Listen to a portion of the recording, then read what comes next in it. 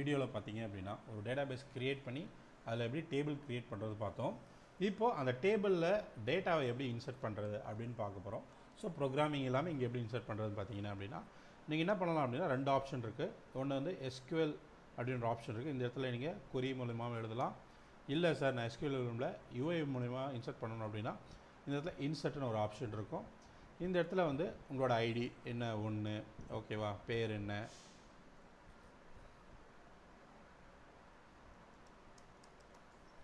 praveen email @gmail.com.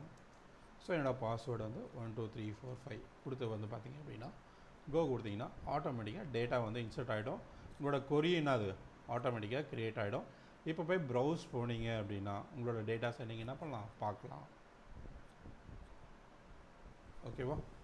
So இப்படி தான் வந்து பார்த்தீங்க அப்படின்னா வந்து டேட்டா வந்து பார்த்தீங்கன்னா MySQL you can insert without programming, அதாவது ஃப்ரண்ட் எண்ட் இல்லாமல் டேட்டாபேஸில் டேட்டா இன்சர்ட் பண்ணுறதுக்கான ஒரு வழி இதுதான். தேங்க்யூ.